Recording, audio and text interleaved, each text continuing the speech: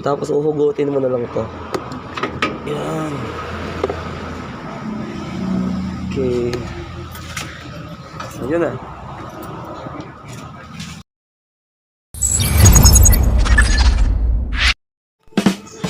Magandang araw mga ka-e-bike. Ang tutorial naman natin ngayon, paano magbaklas ng differential motor ng ganitong e-bike. Yung mga trike, yung mga e-trike. Ito, yung mga differential, paano baklasin yan. Okay. So una, tatanggalin mo muna tong phase wire. Yung phase wire, ito yun yung tatlong kulay. Ito, blue, yellow, saka green. So tatanggalin mo yan dyan. Tapos, pag matanggal mo na yan, may kasabay kasi yan na ano, ito. Yung hall sensor. Yan. So, tatanggalin nyo muna siya dyan. Yan. Kailangan nyo ng number 8 na socket wrench. Yan. Tapos, ang tatanggalin nyo, tatlo lang ito. Tapos, dapat hindi na nakasaksak yung e-bike. O kaya naman, tanggal na sa battery connector. No? Yan. Tapos, lagyan muna natin ng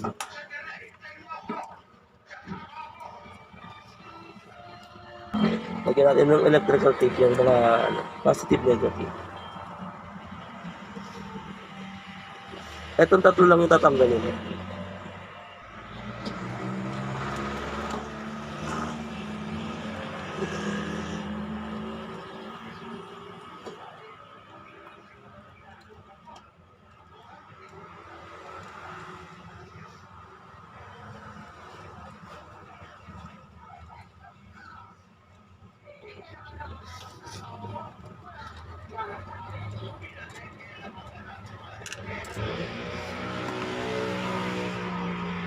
Tapos, yan, ito lang tatanggalin nyo. Babalik nyo na itong kabila.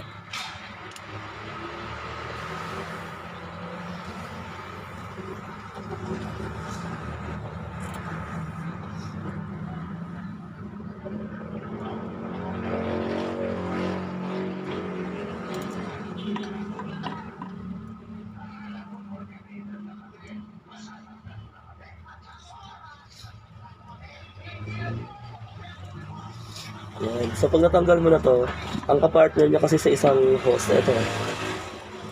Ito. Ito pa.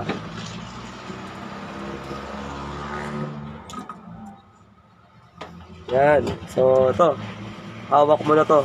Suksok mo to sa ilalim. Papunta dun. Tapos, dudukotin mo dito sa ilalim niya.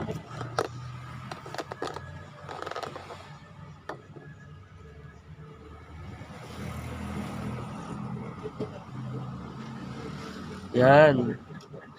Tatanggalin mo lang tong connection na to.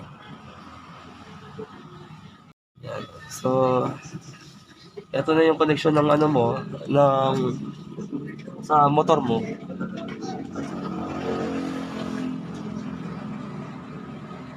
Tanggalin mo yan dito sa ilalim. Hanggang doon.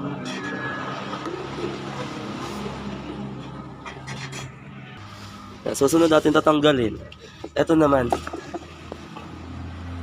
Itong ano na to, itong mga tornilyo na to. 8 yan. Ito, mahaba yan papunta doon. Ito. Tapos meron pa doon sa loob. Sa likod. Bali, ano lahat yung tatanggalin mo 5 tornilyo. Okay.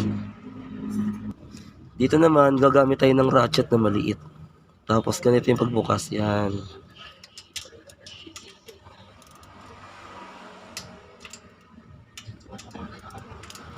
Tapos ito naman.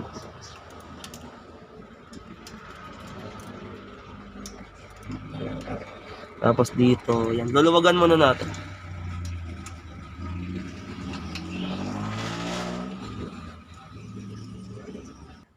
Yan. Bali natanggal ko na yung dalawa dito sa likod. Tapos dun sa taas. Ito. Yan yung tornilyo nila.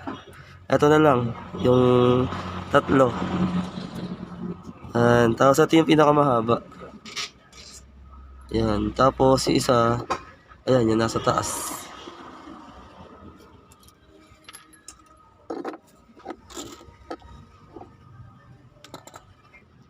Yan. Tapos uhugutin mo na lang ito. Yan.